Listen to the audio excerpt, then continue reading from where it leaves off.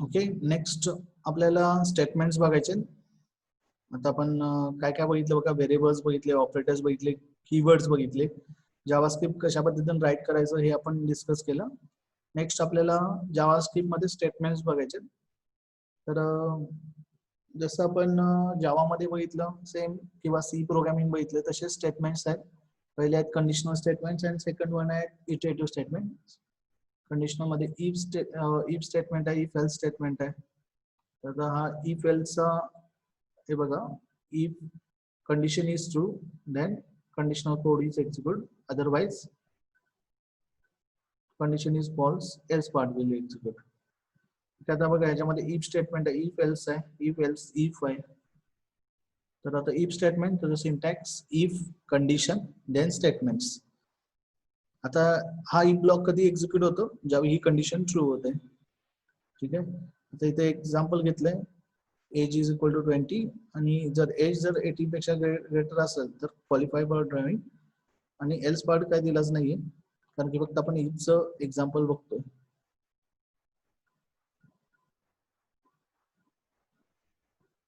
Okay, तर यामध्ये बघा एज 20 आहे, एज ग्रेटर दॅन 18 आहे का, आहे, मग हा ब्लॉक इफचा ब्लॉक एक्झिक्यूट होईल आणि हे स्टेटमेंट प्रिंट होईल.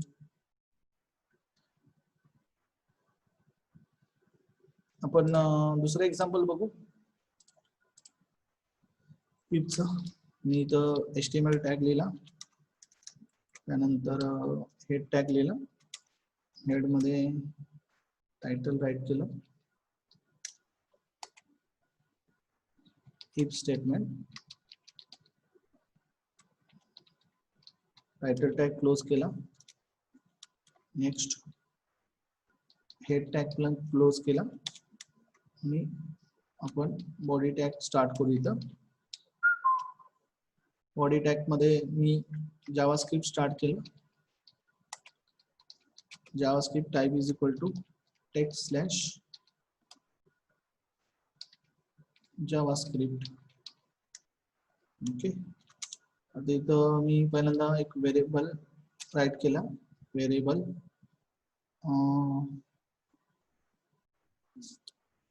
ए, त्या ए ला मी व्हॅल्यू असाइन केली 10. आता आपल्याला इव्हन आहे का ऑड आहे आपल्याला चेक करायचं आहे. आपण इथं इफ स्टेटमेंट यूज करू, if a mod 2 is equal to 0 जर असेल तर मग document dot write a is even.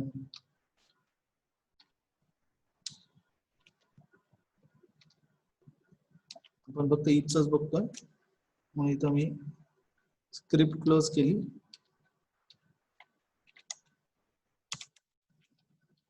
Body tag close केला आणि HTML क्लोज केलं, सेव्ह केलं डेस्कटॉपवर जावास्क्रिप्ट मध्ये. त्याचं नाव दिलं if example dot HTML, all files save. आता तोच आपल्याला पुन्हा एक्झिक्यूट करायचा आहे, AZ1. ठीक आहे,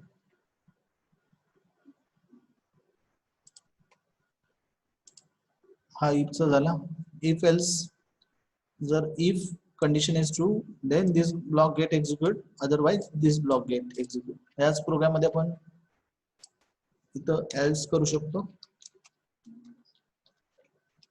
एल्स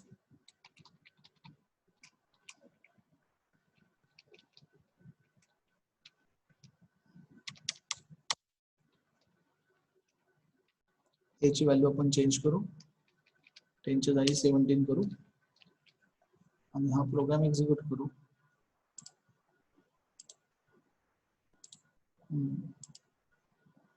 हा कुठला program, okay, is odd. Okay,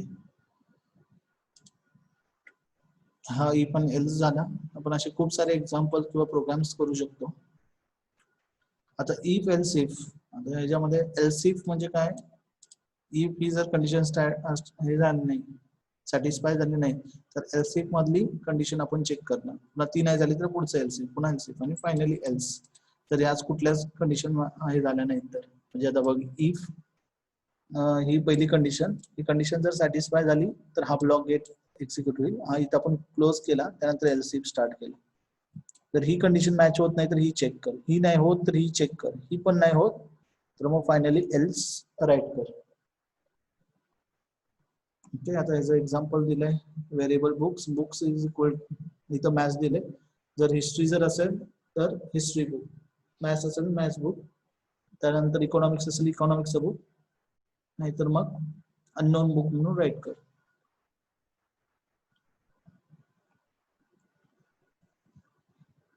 okay, तर आपण एक एक्झाम्पल बघूया एल्सिफचं, याच मध्ये आपण करू. आता यामध्ये आपण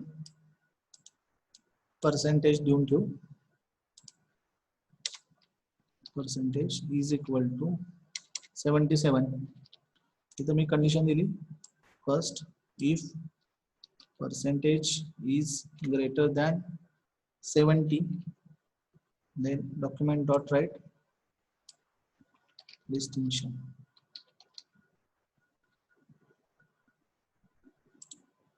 Else if इथं कंडिशन देणार मी, इथं मला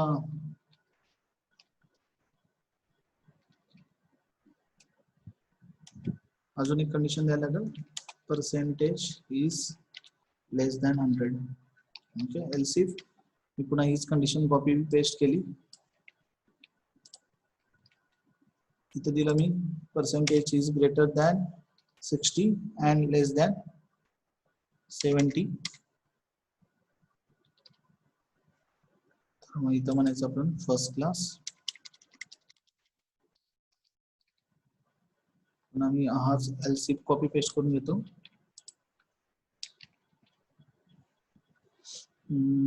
इथं येणार 50 आणि इथं येणार 60 आणि हा दिला मी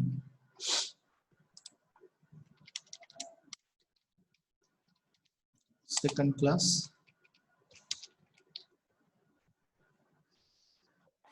एक्सक्यूज मी, दिला मी इथं 40 आणि 50. इथं मला वाटतं इक्वल टू द्यायला पाहिजे, नाहीतर मग इक्वल 50 व्हॅल्यू कुठं जायची नाही. ओके,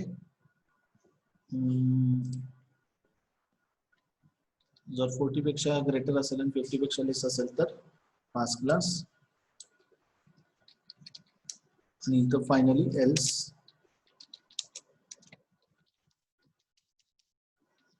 दिलेलं मी document dot write double quote मध्ये दिलेलं फेल. ओके, प्रोग्राम आपण एक्झिक्यूट करू.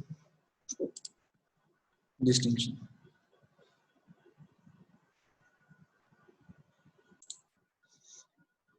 here we get the output distinction.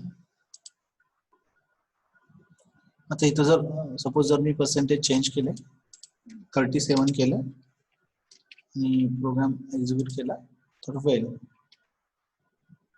37 ला फेल. हा येस. ओके, आणखीन चेंज केले, सगळ्या कंडिशन आपण चेक करू शकतो, काही गरज नाहीये.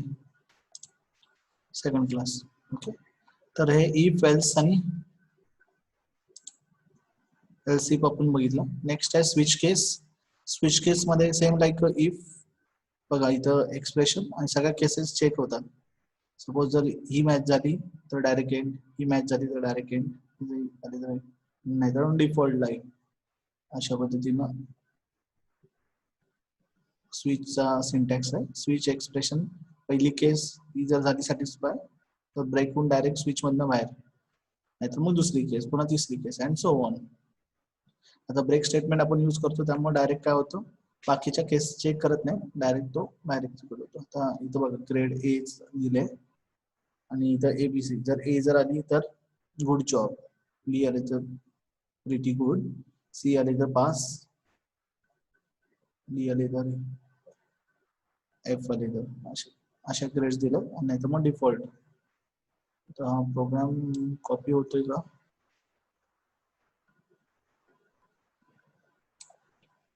कॉपी केला मी, नोटपॅड ओपन केला, file new, paste, yes it works. हा स्विचचा आपण प्रोग्राम लिहिला, डॉट HTML सेव्ह केला, फोल्डरला गेलो, स्विच एक्झिक्यूट केला. Okay, entering switch, good job, existing switch block, set the variables and different value, then try. आता यामध्ये बघा फर्स्ट आपण HTML लिहिला, बॉडी टॅग लिहिला, स्क्रिप्ट टॅग, इथं व्हेरिएबल ग्रेड A दिली.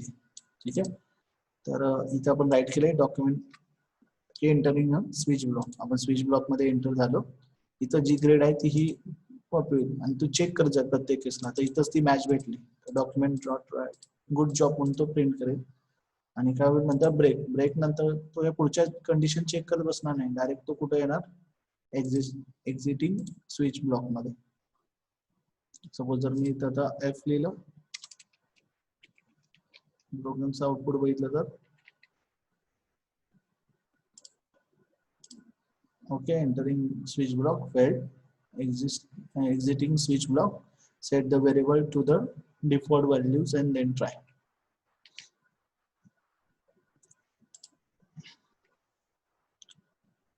Okay, आता आपण आणखीन एक एक्झाम्पल दिलाय. इथं काय केलंय, इथं ब्रेक यूज केलं नाही, तर तो काय करेल, सगळ्या व्हॅल्यू प्रिंट करेल. जर बघायचं असेल तर पुन्हा आपण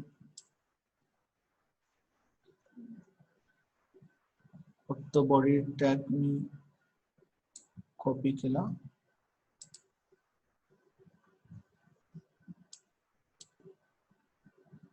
ओके, तर स्क्रिप्टच आपण कॉपी पेस्ट करू, बाकी काय सेमच आहे. हा मी स्विच मधला कंट्रोल V केला, सेव्ह केला कोड, पुन्हा आपण एक्झिक्यूट करूया.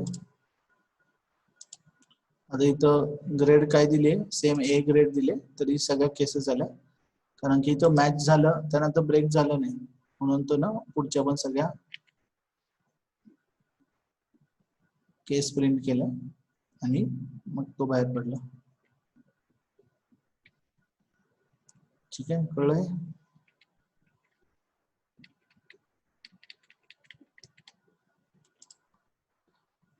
ओके, नेक्स्ट आहे व्हाईल लूप.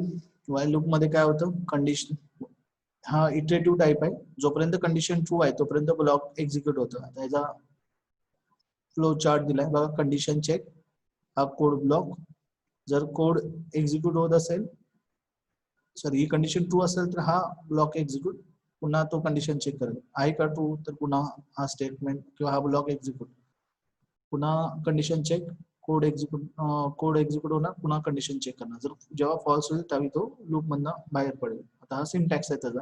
आता हे स्टेटमेंट कधीपर्यंत एक्झिक्यूट होणार, जोपर्यंत कंडिशन ट्रू आहे. म्हणतो बघा इथं 10 पर्यंत आपल्याला प्रोग्राम कोड एक्झिक्यूट करायचा आहे. मग फर्स्ट आपण काउंट इक्वल टू 0 घेतला, स्टार्ट लूपिंग म्हणलं, इथं काउंट लेस दॅन 10 जर आहे का तोपर्यंत काय कर, काउंट प्रिंट केला आपण आणि काउंट इन्क्रीमेंट केला.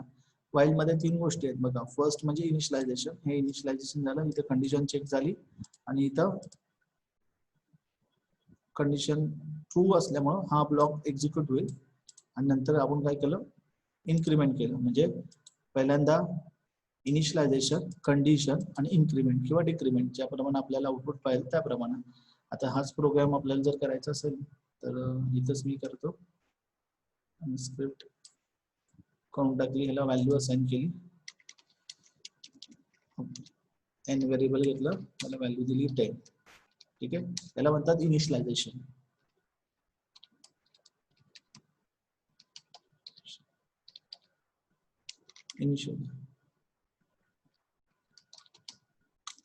नेक्स्ट आपण कंडिशन देणार, इथं व्हाईल मध्ये मी कंडिशन दिली, while n less than the one value n less than 10.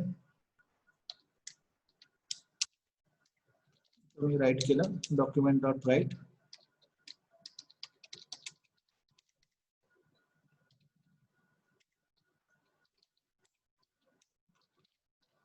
n,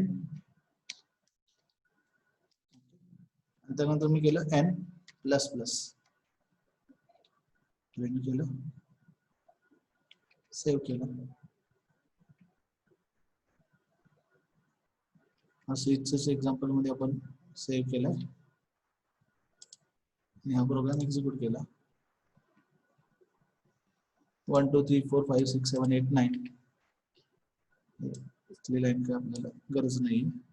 okay, आता मला ही नेक्स्ट लाईनला पाहायला असेल तर इथं मला प्रत्येक ठिकाणी बीआर टॅग लिहायला लागेल. मग बीआर टॅग मी समजा असा लिहू शकतो.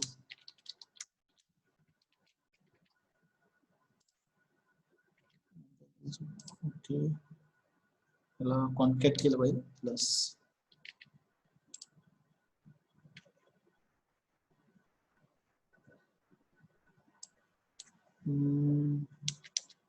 राईट एलाईन वापरू शकतो.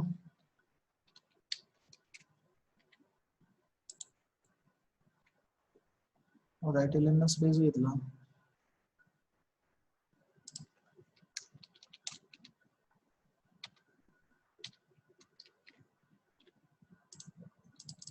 स्लॅश एन नाही घेत.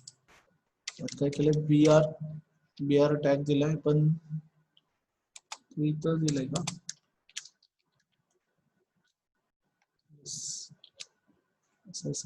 नाही काय केलं इथं डॉक्युमेंट मध्ये प्रिंट केले का प्लस बीआर. ओके, काउंट कुठं प्रिंट केला इथं, करंट काउंट. यस,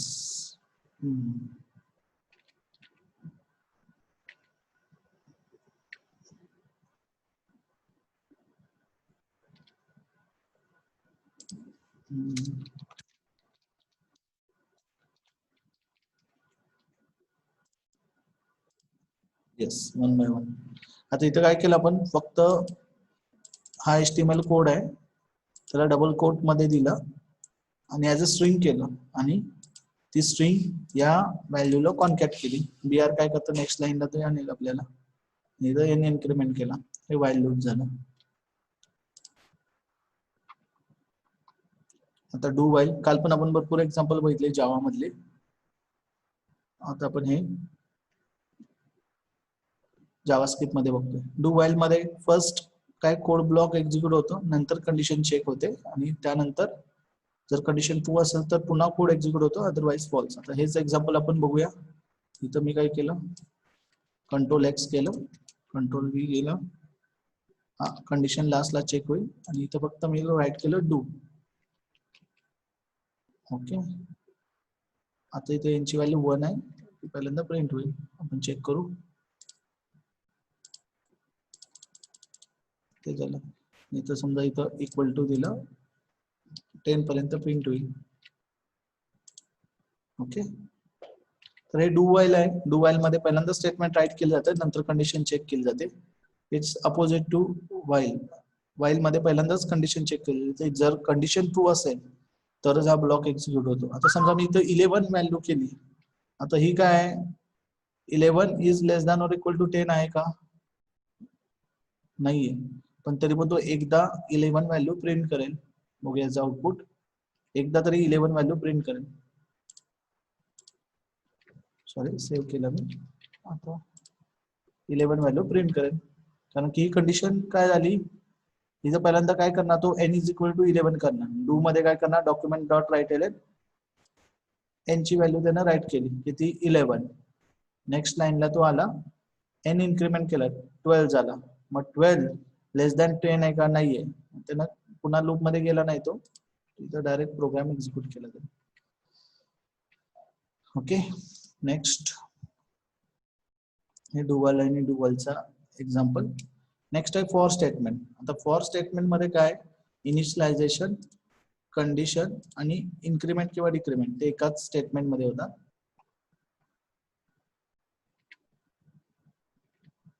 ओके, तर इथं सेड यूज करायचं आपल्याला, सॉरी.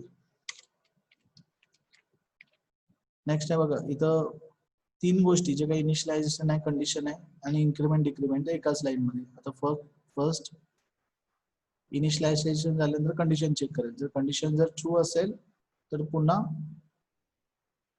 ब्लॉक एक्झिक्यूट होईल, अदरवाइज फॉल्स असेल तर तो डायरेक्ट बाहेर येईल. फॉरच इनिशियलायझेशन, कंडिशन आणि इन्क्रीमेंट किंवा डिक्रीमेंट.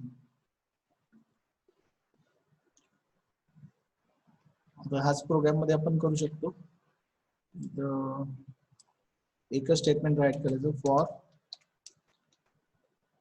इथं व्हेरिएबल एन फक्त डिक्लेअर केला, n is equal to 1.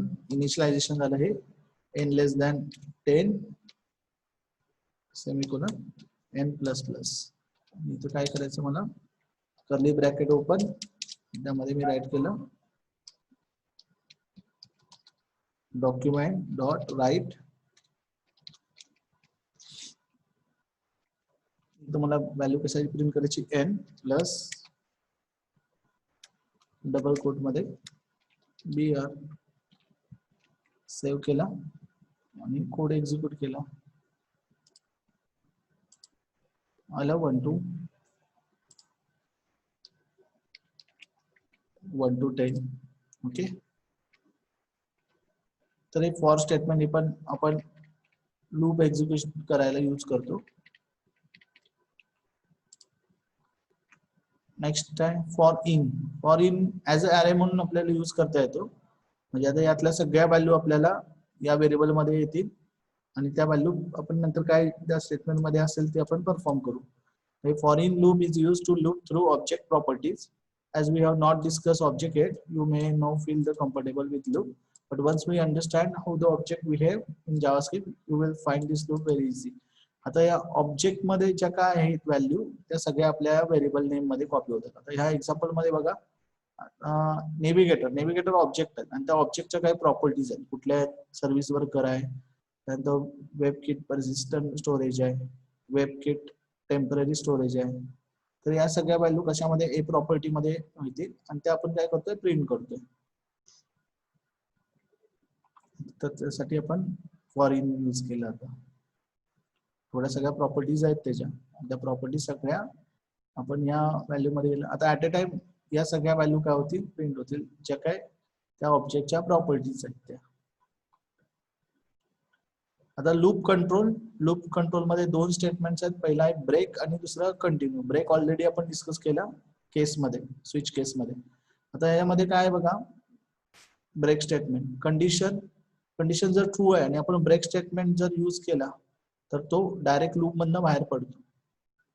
Condition false, the break statement which was briefly introduced in switch statement, it used to exit the loop early, breaking out into the closely wise. आता हे condition जर true आहे तर आणि त्यामध्ये जर आपण break statement use केलं तर तो डायरेक्ट लूपच्या बाहेर पडतो, प्रोग्रामच्या बाहेर डायरेक्ट येतो. जे काही लूप आहे आपण त्या लूपच्या बाहेर येतो. जर कंडिशन फॉल्स असेल तर ऍक्च्युली हा प्रोग्राम एक्झिक्यूट इथं होतो. तर हे बघा, व्हेरिएबल x ची व्हॅल्यू दिली 1 while x less than 20. If x is equal to 5 then break.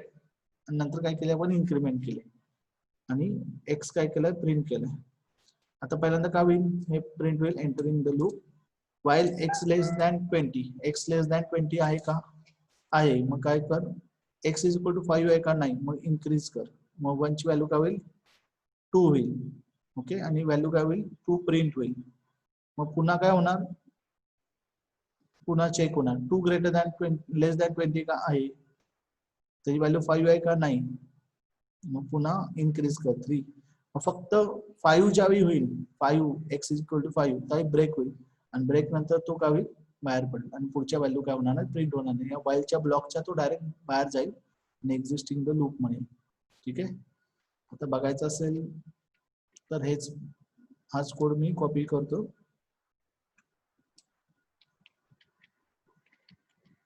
तिथं मी फाईल न्यू केलं. आता मी हा स्वतः पण करू शकतो टाईप, काही प्रॉब्लेम नाही, पण आपला टाइम जास्त जाऊ नये म्हणून फक्त मी पेस्ट केला इथे. आता याला example break example dot HTML. आता इथं बघा पहिली व्हॅल्यू 1 होईल, त्यानंतर 2 होईल, 3 होईल, 4 होईल, या व्हॅल्यू प्रिंट होतील. जेव्हा 5 होईल त्यावेळी ब्रेक झाल्यानंतर तो बाहेर होईल. 4 झाल्यानंतर ज्यावेळी इन्क्रीज होईल त्यानंतर 5 पण प्रिंट करेल. 5 पण पुन्हा ज्यावेळी 5 होईल त्यावेळी ब्रेक होईल. त्यामुळे 1 2 3 4 5 हेच आउटपुट येईल. ठीक आहे, मी आता काय एक्झिक्यूट करत नाही, हेच आउटपुट येणार आहे. आता कंटिन्यू. आता हे कंटिन्यू हे ब्रेकच्या अपोजिट आहे. कंटिन्यू काय करतं, पुन्हा लूप मध्ये ऍड होतं. आता इथे बघा x is equal to 1, 1 value आपण दिली, 1 लेस दॅन 10 आहे का, आहे. मग काय करा, इन्क्रीज करा. म्हणजे आता व्हॅल्यू काय झाली, 2 झाली. आता इथं चेक केलं x इक्वल टू 5 आहे का, नाहीये. मग काय कर, व्हॅल्यू प्रिंट कर. म्हणजे पहिल्यांदा व्हॅल्यू काय प्रिंट होईल, 2 होईल. पुन्हा 3, पुन्हा काय होणार, व्हॅल्यू प्रिंट केली. त्यानंतर 2 चं चेक केलं, 3 व्हॅल्यू झाली, तर ती 5 नाहीये, प्रिंट केली. असं कुठपर्यंत होणार, 5. 5 लेस दॅन 10 आहे का, आहे. सॉरी 4 लेस दॅन 10 आहे का, आहे. मग काय कर, 1 ने इन्क्रीज कर, किती झाली, 5 झाली. 5 इज इक्वल टू 5 आहे का, आहे. मग कंटिन्यू. कंटिन्यू ज्यावेळी व्हॅल्यू होईल त्यावेळी तो पुन्हा व्हाईल लूपला येईल. म्हणजे आता व्हॅल्यू किती झाली असणार आहे, 5 लेस दॅन 10 आहे का, आहे. मग इथे इन्क्रीज कर, म्हणजे किती झाली, 6 झाली. मग 6 इक्वल टू 5 आहे का, नाही. मग काय कर, प्रिंट कर. आता त्यानं काय केलं, ज्यावेळी 5 आहे त्यावेळी त्यांनी फक्त काहीच परफॉर्म केलं नाही. पुन्हा त्यानं काय केलं, पुन्हा तो व्हाईल लूपला गेला आणि चेक झाला. तर यासाठी आपण कंटिन्यू यूज करतो. मग या व्हॅल्यू इथं आपल्याला प्रिंट झाल्या. याच्यामध्ये फक्त 5 आपल्याला दिसत नाही, कारण आपण ते काय केले, कंटिन्यू केले. आता नेक्स्ट आहे using labels to control the flow. आता आपण डायरेक्टली लेबल पण यूज करू शकतो. आता बघ इथं डायरेक्टली लेबल यूज केले. आता ब्रेक झाल्यानंतर कुठं जायचंय, आता इनर लूपला. मग इनर लूप कुठं आहे, तर डायरेक्ट इथे. आणि इथं आउटर लूप यूज केले. आउटर लूप म्हणजे कुठं आहे, तो पुन्हा तो लूपला येईल. असे 2 हे केलेत बघा. आता यामध्ये काय केलंय, फर्स्ट एंटरिंग द लूप, इथं आउटर लूप दिले. आता आय ची व्हॅल्यू काय दिली, 0 to 5. आणि इथं जे ची नंतर काय केले, आउटर लूप मध्ये प्रिंट केले आय ची व्हॅल्यू. नंतर इनर लूप मध्ये जे ची व्हॅल्यू काय घेतली, 0 to 5. आता पहिल्यांदा आय ची व्हॅल्यू काय होणार, 0. त्यावेळी 0 प्रिंट करेल. त्यावेळी जे ची व्हॅल्यू काय होणार, 0 होणार. 0 झाल्यानंतर ह्या तिन्ही कंडिशन तो चेक करेल, या मॅच नाही होत, 0 प्रिंट करेल. पुन्हा जे ची व्हॅल्यू काय होणार, 1 होणार. आय ची व्हॅल्यू त्यावेळी 0च असणार आहे, कारण की हे अजून लूप फॉल्स झालेलं नाहीये. पुन्हा 1 आले, 1 नंतर पुन्हा त्यांना चेक केलं. पुन्हा 2 झाले, 3 झाले, चेक ग्रेटर दॅन 3 नाही. मग पुन्हा 4 ज्यावेळी व्हॅल्यू होईल जे ची, त्यावेळी काय केलं, जे इज ग्रेटर दॅन, हो सॉरी इथं राहिलं, जे इज इक्वल टू 2 जर ज्यावेळी व्हॅल्यू होईल, पहिल्यांदा काय होणार, 0 होणार. त्यावेळी 0 होणार. त्यावेळी दोन्ही प्रिंट केल्या, म्हणजे 0 0 प्रिंट झाली, बरोबर, आउटर लूपची आणि इनर लूपची. त्यानंतर जे ची व्हॅल्यू 1 झाली, त्यावेळी पण आउटरची आणि इनरची प्रिंट झाली. ओके. त्यानंतर काय केले, व्हॅल्यू 2 झाली. ज्यावेळी 2 झाली त्यावेळी काय केलं, ब्रेक आणि इनर लूप. आता इनर लूप कुठं राईट केले आपण, इनर लूप तो इथं आला पुन्हा. ओके. म्हणजे ज्यावेळी 2 येईल त्यावेळी त्यावेळी काय केलं, त्याने ब्रेक केला, लूप मधनं बाहेर झाला, इनर लूपला आला. इनर लूपला आल्यानंतर पुन्हा त्यानं काय केलं, जे ची आय ची व्हॅल्यू इन्क्रीज झाली, पुन्हा 1 झाली. मग 1 ला पुन्हा त्यांनी कंडिशन चेक केली, पुन्हा जे इक्वल टू 0 झालं, 1 2 3. तर अशा पद्धतीनं या व्हॅल्यू चेंज होतील बघा. पहिल्यांदा काय होईल, 0 0 होईल. त्यावेळी आय ची व्हॅल्यू 0, जे ची 0, नंतर जे ची व्हॅल्यू 1. पण ज्यावेळी जशी जे ची व्हॅल्यू 1 2 आणि 3 झाली, म्हणजे आयच्या 0 व्हॅल्यूला 0 1 2 3 एक्झिक्यूट झालं. त्यानंतर मग 3 झाल्यानंतर काय आलं, ज्या व्हॅल्यू 3 झाली तर जे ग्रेटर दॅन काय आलं, 3 झालं. त्यामुळे तो लूप मधनं बाहेर आला आणि त्यावेळी काय झालं, आयची व्हॅल्यू इन्क्रीज झाली, आयची व्हॅल्यू 1 झाली. म्हणून इथं आपल्याला आउटर लूप 1 दिसला. मग त्यावेळी पुन्हा जे लूप पूर्ण फिरलं त्यावेळी 0 1 2 3. पुन्हा 3 झाल्यानंतर पुन्हा तो लूप मधनं बाहेर पडला, पुन्हा आय ची व्हॅल्यू इन्क्रीज झाली आणि 2 झाली. बघा पुन्हा लक्ष द्या, आय ची व्हॅल्यू 0 आहे, पहिल्यांदा व्हॅल्यू असणार 0 बरोबर ना, त्यावेळी आउटर लूप 0 प्रिंट केलं. नेक्स्ट काय झालं, जे ची व्हॅल्यू पण त्यावेळी 0 झाली की कुठलीच कंडिशन मॅच होत नाही, तर त्यामुळे तो काय करेल, त्याने जे ची व्हॅल्यू पण 0 प्रिंट केली. पुन्हा जे ची व्हॅल्यू इन्क्रीज होणार 1 होणार, ती पण प्रिंट होणार 2 होणार. ज्यावेळी जे ची व्हॅल्यू 2 झाली तर त्यावेळी पण काय नाहीये, तो डायरेक्टली 2 पण व्हॅल्यू प्रिंट केली. पुन्हा 3 झाली, जे ची व्हॅल्यू 3 झाली त्यावेळी त्याने प्रिंट केली. म्हणजे बघा 0 हे आय ची व्हॅल्यू 0 प्रिंट केली, जे ची 0 1 2 3 प्रिंट केली. ज्यावेळी जे ची व्हॅल्यू 4 झाली तर त्यावेळी काय होणार, 4 ग्रेटर दॅन 3 आहे का नाही, मग ब्रेक कर. मग ब्रेक केल्यावर तो काय होणार, लूप मधनं बाहेर येणार, या कुठल्या फॉर लूप मधनं. आणि मग पुन्हा तो पुन्हा आय ची व्हॅल्यू काय होणार, इन्क्रीज होणार. म्हणजे आय ची व्हॅल्यू आता किती झाली, 1 झाली, ती 1 व्हॅल्यू प्रिंट केली. पुन्हा जे ची व्हॅल्यू 0 होणार, ती चेक करणार, 0 1 2 3 पर्यंत ओके चालणार, ती पेक्षा ग्रेटर झाली 4 झाली तर त्यावेळी काय केलं, तो ब्रेक झाला आणि पुन्हा आय ची व्हॅल्यू इन्क्रीज झाली. आय ची व्हॅल्यू काय होणार, 2 होणार. ज्यावेळी 2 होईल त्यावेळी इथं तो चेक करेल 0 ला, बरोबर ना. आय ची व्हॅल्यू 2 झाली त्यावेळी जे ला 0 व्हॅल्यू असाइन होणार, त्यावेळी चेक करेल, तर ही कंडिशन एक्झिक्यूट नाही होणार. मग आय इक्वल टू 2 ही कंडिशन सॅटिस्फाय झाली, मग ब्रेक हो आणि इनर लूपला जा. इनर लूपला म्हणजे पुन्हा तो इथं आला. बघा इथं आय ची व्हॅल्यू 2 झाल्यानंतर, म्हणजे आउटर लूप ची व्हॅल्यू 2 झाल्यानंतर काय होणार आहे, तो डायरेक्ट त्या लूप मधनं बाहेर पडला आणि आउटर लूप इक्वल टू 3 आणि व्हॅल्यू एक इन्क्रीज केली कुणाची, आय ची. मग पुन्हा 0 1 2 3 4. बघा ज्यावेळी ही व्हॅल्यू येईल त्यावेळी काय केलं, त्यानं ब्रेक झाला, म्हणजे या लूप मधनं डायरेक्ट ब्रेक झाला आणि डायरेक्ट आय ची व्हॅल्यू इन्क्रीज केली, 3 झाली. 3 झाल्यानंतर पुन्हा जे एक्झिक्यूट होणार 0 1 2 3. ज्यावेळी 3 येईल त्यावेळी काय होणार, ब्रेक होणार. म्हणजे ज्यावेळी व्हॅल्यू 3 होईल त्यावेळी 0 1 2 3 प्रिंट होईल. बघू जे ची व्हॅल्यू इथं 0 1 2 3 प्रिंट होईल. नेक्स्ट काय होणार, त्यानंतर ब्रेक झालं, आय ची व्हॅल्यू 4 झाली आणि आय ची व्हॅल्यू 4 झाल्यानंतर तो पुन्हा बाहेर पडेल आणि 4 ला बाकी काही प्रिंट करणार नाही. थोडंसं कॉम्प्लिकेटेड होता प्रोग्राम, हळूहळू समजेल तुम्हाला जसं तुम्ही इनर लूप आणि आउटर लूप यूज करायला लागेल तेव्हा. ठीक आहे, आता आपण इथं सेशन एंड करू. नंतर नेक्स्ट लेक्चरला आपण फंक्शन बघू. फंक्शन पण आपल्यासाठी खूप महत्वाचं आहे. त्यामध्ये बघा रिटर्न स्टेटमेंट, पॅरामीटर कसे पास करायचे, नंतर इव्हेंट पण आपल्यासाठी महत्वाचा आहे. हे आपल्याला इव्हेंट कसे कॉल करायचे हे शिकायला मिळणार. कुकीज आहे आणि नंतर व्हॅलिडेशन. हे आपलं झाल्यानंतर हा आपला टॉपिक संपेल. ठीक आहे, काय डाऊट्स असतील या रिलेटेड तर विचारा. Thank you for watching.